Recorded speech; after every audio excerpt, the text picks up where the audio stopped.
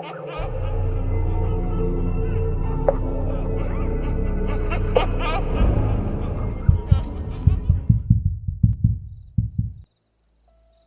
familia TDT, quiero compartir con ustedes el siguiente relato. Espero que les guste. Seguramente han escuchado muchas historias de terror reales, pero hay algunas en especial, como las que tratan sobre temas como la brujería, que pueden llegar a ser bastante aterradoras. Todo esto debido a la magnitud de la situación, a lo actuales que son, y sobre todo, que te pueden ocurrir a ti o a mí. Todas estas historias sobre brujería nos dicen siempre lo mismo, que tengamos cuidado, que estas prácticas son reales y que pueden llegar a causarnos mucho mal si son empleadas por gente que tiene la suficiente habilidad. Mismas personas que no descansarán hasta terminar su trabajo, sea cual sea. Y bueno, mi historia comienza ya hace algún tiempo. Durante 4 años viví en un infierno. Mi salud física y mental se volvieron comprometidas por un extraño suceso, el cual casi acaba con mi vida. Y en donde la brujería que hasta ese momento creí que solo eran cuentos, supe en carne propia lo real y lo peligroso que puede llegar a ser. Esto es un testimonio de lo que me sucedió. Mi vida era tranquila. Me había casado con un hombre bueno. Al principio nuestra vida comenzó siendo bastante feliz, pero conforme pasaban las semanas yo empecé a enfermar. Digo, al principio eran de cosas comunes, gripa, fiebres, cansancio, los cuales veía normales. Mas, sin embargo, los padecimientos comenzaron a hacerse frecuentes y peores. Los síntomas de mis enfermedades eran cada vez más raros. Mis piernas se me debilitaban al grado de no poder un paso sin caerme. Mi piel comenzó a secarse y a ponerse oscura. Perdía cabello de manera alarmante. Y al cabo de un año de enfermedades raras, bajé 25 kilos. Poco a poco me estaba quedando en los huesos. Visité innumerables doctores y especialistas, y cada uno de ellos me daba diferentes diagnósticos que resultaban ser errados. O sea, los medicamentos y tratamientos que me daban no funcionaban, o solo atenuaban los síntomas que, para colmo, regresaban con más fuerza.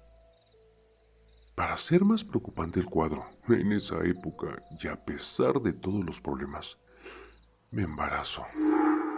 Fueron los meses más tortuosos. A consecuencia de todo lo que me pasaba, fue de alto riesgo. Estuve prácticamente entrando y saliendo del hospital durante ese periodo. Aún así, tuve muchos problemas para lograrlo. Pero por fin, y a pesar de los pronósticos, di a luz a un par de gemelas. Estaban sanas y sin mayores problemas. Eso significó un alivio para mí y me llenó de esperanza. Pasaron 40 días de alumbramiento y mi salud no mejoró. Empeoraba más. Comencé a tener problemas estomacales que me hacían vomitar y tener diarrea. Lo más extraño es que vomitaba y defecaba una especie de líquido negro. Era bastante espeso y apestaba horrible. A raíz de eso, adelgacé aún más. Las cosas en mi casa también empezaron a volverse horribles. Perdí mi empleo por no poder caminar. Mi cuerpo estaba tan debilitado que ni siquiera podía cargar o darle de comer a mis hijas. Aunado a eso, mi esposo comenzó a tratarme mal. Me insultaba. Me hacía sentir culpable de lo que pasaba. Me decía en muchas ocasiones que era una pobre mujer, que le daba asco. Y bueno, en cierta forma lo entendía, porque mi apariencia, de ser una mujer llena de vida, pasó a ser de una piltrafa. Huesos forrados en piel seca y maloliente, con un rostro ojeroso y cadavérico sin mucho pelo. Apestaba a orines, a vómito y a enfermedad. La familia de mi esposo nunca se cansaba de insultarme y burlarse de mi apariencia ante la indiferencia de mi marido. Quise matarme, quise acabar con mi vida muchas veces, pero mantenía la cordura por mis niñas. Tomé una decisión que cambiaría mi destino. Decidí marcharme de mi casa, abandonar a mi esposo e irme con mi familia. Tenía el presentimiento de que moriría. Esa sensación horrible de pensar que un día ya no despertaría y me llenaba de mucho miedo. Mis hermosas hijas se quedarían sin mí. Decidí hacer un testamento, prepararme para lo peor. Mi salud no mejoraba con nada y cada día estaba a un paso de la muerte. Mi madre, creyente de muchas cosas y platicando conmigo y familiares, coinciden en que deberían de llevarme con una señora a hacerme unas limpias. Y bueno, yo sin nada que perder, acepté. Me llevan con una mujer que vivía en Santa Catarina, y al entrar en su consultorio, me vio y se sorprendió el estado en el que estaba. Determinada nos dijo a mis papás y a mí que no podía hacer nada, que si nos ayudaba, ella pondría en riesgo su vida. Salimos de ahí y yo pensaba en sus palabras. Mis papás no se desanimaron y me llevaron con otra recomendada por el rumbo de Cumbres. Y bueno, obtuvimos la misma respuesta. La señora alegó que mi mal estaba bastante avanzado, que era víctima de una brujería bastante fuerte y que no podía hacer nada por mí. Decepcionados y preocupados hasta la médula, mis padres me llevan a casa y me resigno a pensar que todo acabaría pronto. Fue entonces que mi mamá recordó que le habían dicho de una bruja que vivía en un pueblo cercano a León, que habían curado a una persona muy grave, con mis propios padecimientos y que ahora vive bastante feliz. Y bueno, sin pensarlo, decidimos ir a buscarla. Solo sabíamos el nombre del pueblo, así que llegamos a León y sin conocer a nadie, empezamos a preguntar por esa señora. Nuestra búsqueda dio frutos y llegamos a la casa de la señora. Al entrar nos llevaron a un cuarto anexo en el fondo de la propiedad, donde había unas 20 personas sentadas en bancas y sillas. Al fondo había un gran altar que abarcaba toda la pared con decenas de niños Dios, un cuadro con la imagen del Papa Juan Pablo II, imágenes de la Virgen, de Cristo y de indios. No sabíamos a quién preguntar o a quién dirigirnos, y de pronto, entre la multitud, sale una anciana de baja estatura, encorvada y con dificultad para caminar. Al vernos puso un gesto de enojo y preguntó con una voz firme y severa: ¿Y ustedes quiénes son? Somos de Monterrey. Venimos por ayuda para mi hija. Está muy mala, contestó mi papá con cierta pena. Enseguida la viejecita se acercó a mí y me miró detenidamente. Sí, esta muchacha viene bien mala. Ya está a días de morir. A ver, acuéstela aquí, le dijo a mi papá, con cierta resignación. Pasamos entre la gente y llegamos en medio de aquel cuarto, ante la mirada curiosa de las personas que se congregaban en el lugar. Me acostó sobre una mesa de madera y comenzó a barrerme, con una escoba de hierbas frescas. Todas las personas observaban lo que hacía. Yo me sentí algo incómoda, pero así era como la señora curaba rodeada de sus pacientes, según lo dicho por las personas a las que les preguntamos. Esa anciana no cobraba las consultas y lo único que teníamos que hacer era dejar flores en su altar. Mientras hacía su labor, todos sentimos cómo repentinamente sopló un aire helado. Era extraño, porque el cuarto no tenía ventanas y la puerta de acceso estaba cerrada. En cuanto aquella ventisca comenzó a hacerse más notoria, algunas personas se pararon de sus asientos y comenzaron a orar asustados. Otras se arrodillaron haciendo lo mismo. Yo estaba nerviosa y mis padres tan solo observaban toda esa escena también preocupados. En ese instante sentí como si el tiempo se detuviera y la señora se paralizó viendo al techo. Se sentó en una silla que tenía tras de sí y se quedó como dormida con la cabeza caída sobre un hombro. Una de las mujeres que estaba ahí se paró y señaló a la anciana diciendo con una voz firme: Ya bajó el espíritu. ¿Espíritu? ¿Cuál espíritu?, pregunté con miedo. Pues la persona que te hizo la brujería. Contestó con coraje. En ese instante la señora se para de la silla. Su cuerpo estaba rígido, con las manos en los costados y extrañamente firme. Y con la mirada al techo, poco a poco empezó a caminar por el cuarto, con pasos firmes y de una manera lenta. Bajó la mirada, vio a su alrededor a todos y su mirada se detuvo en mí y en mis padres. Enseguida puso un gesto de ira y sorpresa. Con una voz profunda y escalofriante me gritó: ¿Y tú? ¿Qué haces aquí? Se hizo un silencio sepulcral en el cuarto. Todos nos quedamos viendo a la anciana que se acercó a mí y con todo el oído del mundo me vio y me dijo: Ya tenías que estar muerta, puta. En eso una señora que estaba ahí se para de su silla y pregunta con determinación: ¿Quién eres? De pendeja te voy a decir. dijo la anciana con la voz grave y comenzó a reírse con una risa chillante y molesta. Paró de reír y con una mirada de odio vio a mi mamá y le dijo: ¿Y tú? Tenías que venir de metiche, perra. La señora que se había parado la enfrentó, diciéndole que se fuera, que me dejara en paz, mientras la anciana poseída se carcajeaba cada vez más fuerte. Con insultos horribles las señoras comenzaron a enfrentarla. Una de ellas le dijo que los indios vendrían por ella, que la iban a castigar. En ese momento la cara de la anciana cambió y puso un gesto de preocupación y miedo. Se arrodilló y suplicó que no le hicieran nada. Mi padre hasta ese momento no creía nada, pensaba que todo era una chapucería de las señoras, un teatro fingido para sacar dinero o mandarnos a otro lado. Sin embargo, su pensamiento y el de todos nosotros cambió cuando la anciana, postrada en el piso, comenzó a llorar desconsoladamente. Dijo algo que nos dejó sorprendidos y nos quitó la venda de los ojos. Es que odio a esa maldita. Esas malditas niñas y ella me quitaron lo que más quiero. A mi osito.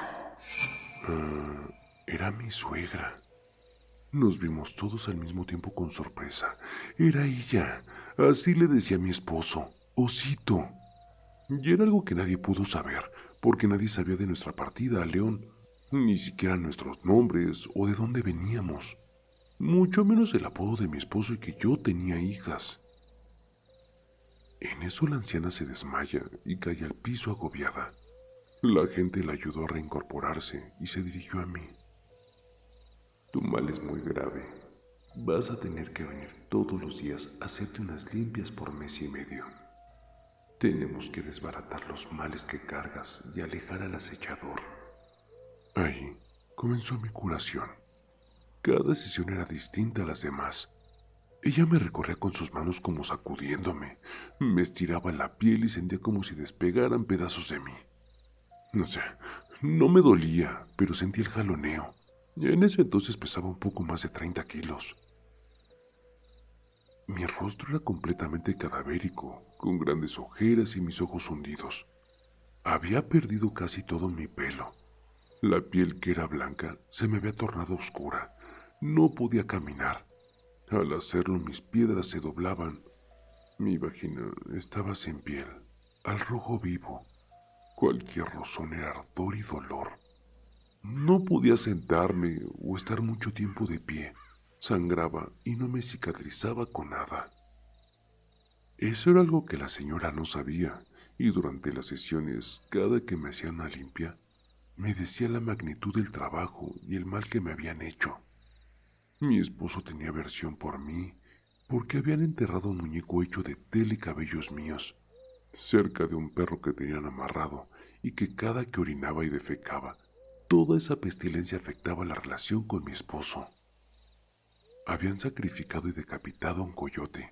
Su cabeza cercenada la habían puesto sobre otro muñeco, y toda esa putrefacción había recaído sobre mí, y eso afectaba mi rostro, mis facciones y mi piel. Estaba llena de pústulas para verme horripilante. Incluso, no sé si fue la superstición, pero juraba que mis orejas estaban estirando. La negrura de mi piel también reflejaba otro trabajo, en donde habían hecho otro fetiche de mí, y lo habían asado en carbones curados para hacer brujería. Todo lo anterior iba encaminado a que mi esposo me despreciara, sintiera asco y repulsión hacia mí.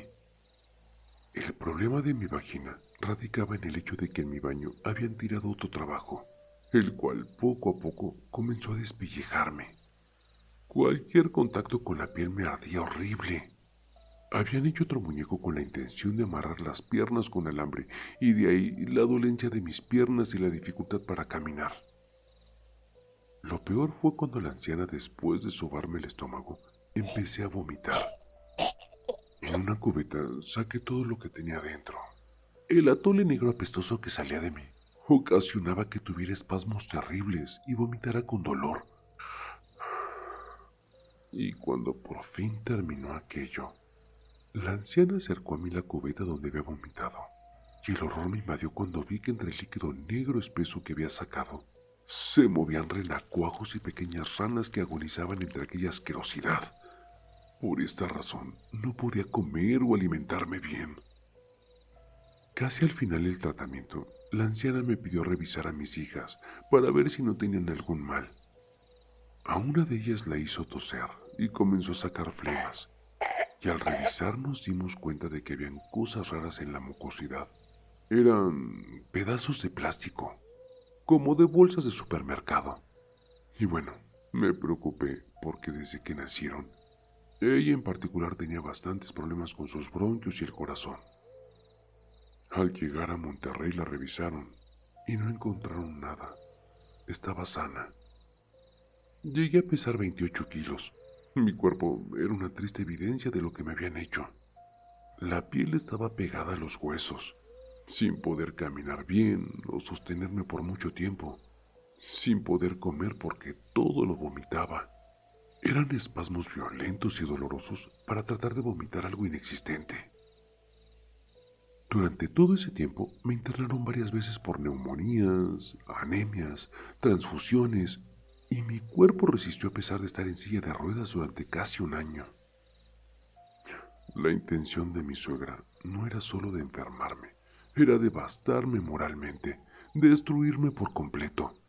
No fue hasta junio de este año que comencé a recuperarme y después a hacer lo impensable. Cuando regresamos a León, aún tenía problemas. El mal seguía ahí, pero con menos intensidad. La anciana hizo lo que pudo para liberarme, pero no fue suficiente. Al llegar a Monterrey, lo primero que hice fue llevar a mi hija a hacer unos estudios para determinar que estuviera sana. Afortunadamente no tenía mayores problemas, y bueno, después las bauticé. A ver, ya sabíamos quién era la que me causaba los males. Después de haber traído el espíritu de mi suegra aún viva y evidenciar que era ella, comenzamos a atar cabos. Cuando huí de mi casa, mi aún esposo había embarazado a su amante y se fueron a vivir a la casa donde vivía. Se inició entonces otra batalla en contra de ellos. El divorcio, la custodia de mis hijas. Me denunció por abandono de hogar y robo de menores.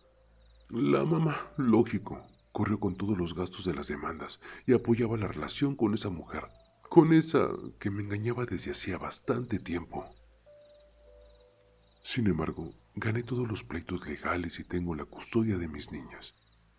Él paga pensión y las ve solo los fines de semana, aunque por mis niñas supe que solo va por ellas y las deja con la abuela. Durante todo ese tiempo aún seguía con las enfermedades. Mi calvario no terminaba aún. Seguí yendo con curanderos en la ciudad para tener protección a las brujerías, pero no se me quitaba del todo los padecimientos. Y a pesar de no retener ningún alimento, mi estómago estaba abultado, inflamado, como si estuviera embarazada. Llevaba muchas terapias médicas, pero no mejoraba mi salud. Y por esos días, una tía se casó y se fue a vivir a Mérida. Fue durante el mes de abril que me fui a visitarla, y estando allá, me comentó que me llevaría con un curandero para que me atendiera. Un mes antes de eso, ella fue con ese hombre y llevó una foto mía para que la viera y determinara qué tenía. ¡Guau! Dice que el hombre abrió los ojos y le dijo que estaba bastante mal. Me mandó unos frascos con un líquido azul oscuro. Con esos líquidos tenía que darme unos baños durante un mes, antes de que visitara su consultorio. Y bueno, así lo hice. Pasó un mes y por fin me trasladé a Mérida. El pueblo donde el curandero atendía estaba a 1 hora de Mérida. Cuando llegamos, Había gente esperando. Yo pasé de inmediato al llegar, y antes de decirle algo, él me platicó cosas que solo yo sabía, y no solo eso, me hizo una terrible revelación.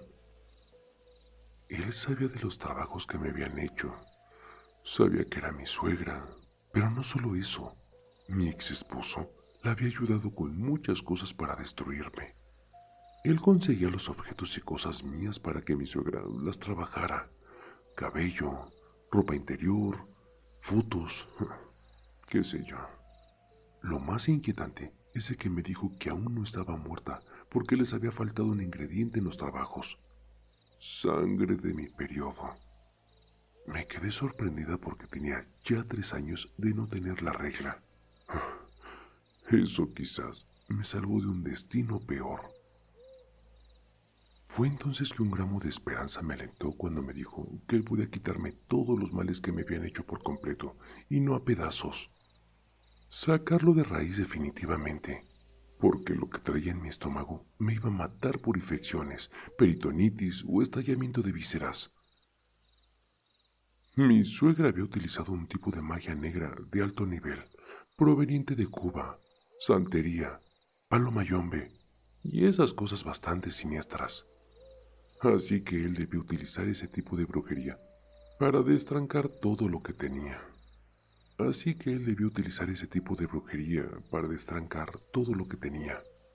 Tardaría un poco en conseguir los ingredientes para hacerme velaciones, porque habría que pedirlo todo de Cuba. Él me dio otros frascos con líquidos rojos e intensos. Con ellos debía de bañarme por 30 días para poder soportar todo lo que me iba a hacer. Regresé a Monterrey y comencé con el tratamiento. Durante ese tiempo fue bastante horrible. Dolores intensos durante la madrugada. Despertaba de entre 2 y 3 de la madrugada con espasmos. El pecho congelado y con dificultad para respirar. Todos mis músculos atrofiados me dolían. Quise abandonar, pero ya estaba determinada a liberarme. La lucha tenía que acabar, o con mi vida o con la maldad que tenía. Lo soporté todo. No podía pedir ayuda o ir a un hospital porque tendría el mismo resultado. Ningún padecimiento aparente.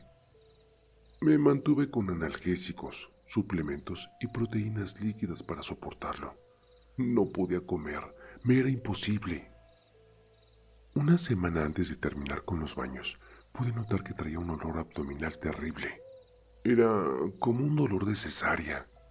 Sentí que la carne se me abría de esa parte. No le di mucha importancia porque todo el cuerpo me dolía de forma horrible. Al terminar con los baños, me fui para Mérida, y cuando llegué con el curandero, me vio con sorpresa. Me dijo que había pensado que no iba a regresar, que no lo soportaría. Pero si ya estaba ahí, lo que seguía era lo último y sería menos doloroso. Me dijo que fue difícil trabajar conmigo, que durante ese tiempo hizo velaciones, pero que era riesgoso porque tenía mi intestino perforado de alguna forma, por toda la asquerosidad que tenía. Él de alguna forma me operó con algún tipo de fetiche que había hecho de mí para quitarme el mal, que por eso me había dolido el vientre. Yo, sorprendida de todo eso, le contesté que, en efecto, había sentido un dolor, como lacerante, como cuando te hacen una cesárea. Me recostó sobre una cama y me hizo morder y babear una gasa. Mi mamá, que me acompañaba, me cortó un pedazo de cabello y enseguida hizo una bola de algodón con algún líquido y me lo pasó por el vientre abajo del ombligo. Después envolvió la gasa con el cabello en el algodón y la puso sobre mí. De pronto sentí algo extraño, un dolor insoportable, pero punzante. Algo como una punta fría me hizo un corte en el ombligo y sentí como algo escurría en mi piel. Lo único que alcanzaba a ver eran sus manos envueltas en guantes de látex, haciendo algún tipo de incisión y manipulando el algodón. Me dijo que respirara, que sacara el aire 4 veces, y mientras lo hacía sentía tirones en mi ombligo. Sentía como algo se jalaba dentro de mi estómago. Cuando comencé a sentir molestias, el hombre se apartó y me cubrió con el algodón la herida. Me sentó sobre la cama y me dijo, Hemos terminado. ¿pero qué salió? Pregunté con ansiedad. El curandero acercó un bote de alcohol y en la mano tenía la bola de algodón con la gasa. Tanto yo como mi mamá miramos horrorizadas. Tiró la bola al piso y le echó mucho alcohol. Después lo encendió. En el cuarto no había corrientes de aire porque estaba todo cerrado. Se hizo una gran llamarada.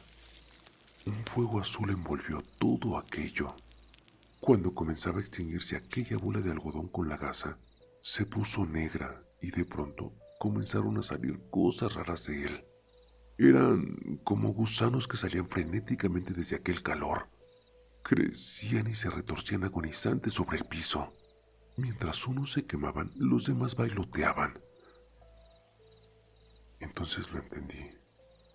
Lo que salió de esa bola no fueron gusanos, eran serpientes, pequeñas, escamosas y se retorcían. No lo podíamos creer mi mamá y yo. Lo único que hice fue tomarles una foto con el celular y me quedé sin habla. Eso era la brujería que traías. Serpientes. Era lo que te hacía vomitar y te hacía doler el estómago. Ya no cabían ni buscaban la salida. Y al subir por tu esófago, ellas mismas se bloqueaban y se retorcían, Dijo el curandero, también sorprendido. De pronto me saltaron unas ganas intensas de ir al baño y con la ayuda de mi mamá entré al baño que había ahí. Comencé a defecar. Oh, era algo asqueroso. Lo que hice era una masa maloliente completamente blanca, como la manteca. Parecía que todo el horror que había pasado había salido por ahí. Horas después, sentí hambre, quería comerme el mundo por el hambre. Por primera vez en mucho tiempo comí, no volví nada. Eso me emocionó hasta las lágrimas, me sentía mejor. Regresamos a Monterrey y a la semana comencé a arreglar de nuevo, después de 3 años de no hacerlo. Fui con especialistas y después de exámenes determinaron que todo estaba bien. Ni azúcar, ni anemia, nada. Empecé a subir de peso. El reumatólogo que me atendía me retiró muchos medicamentos y no se explicaba cómo había mejorado tan rápido, pero me felicitó. La fisioterapeuta está a punto de darme de alta. Aún no me puedo parar sola de algunas sillas, pero ya puedo manejar, bajar escaleras, caminar un poco más rápido. Las taquicardias desaparecieron y ya no me agito a realizar cualquier actividad. Aún tengo un cabo suelto. Desde abril que mi exmarido y su madre no me han visto, ellos creen que aún estoy mal y que no tardo en morir. Quiero que lo crean. El curandero me dijo que por el momento es mejor que no me vean.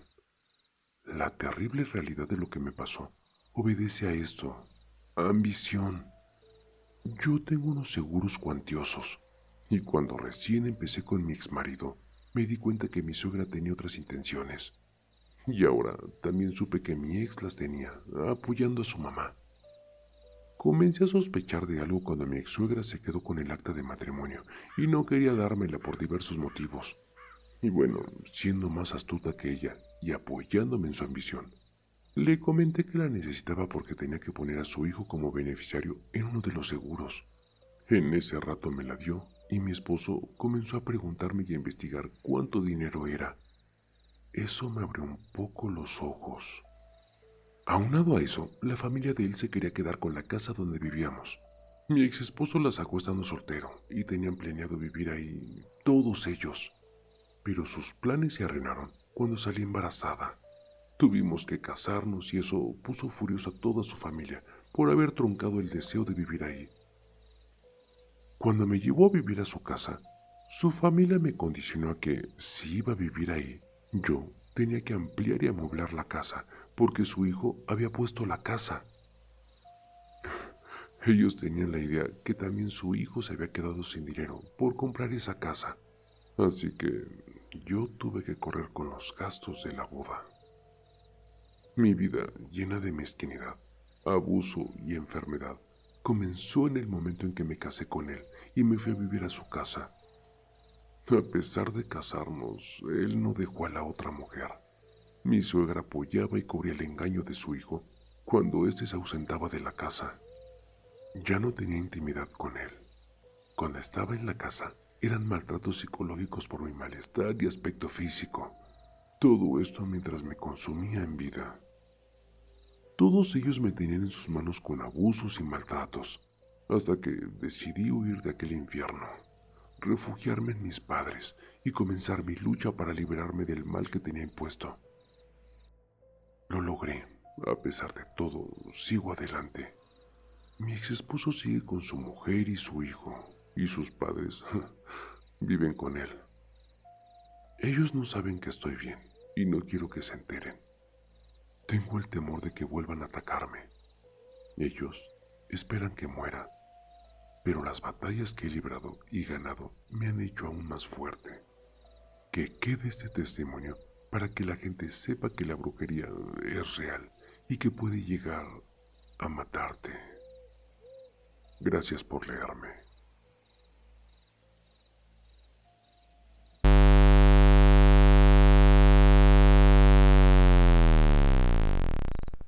El terror está más cerca de lo que crees. Y no lo digo yo, lo dicen ellos.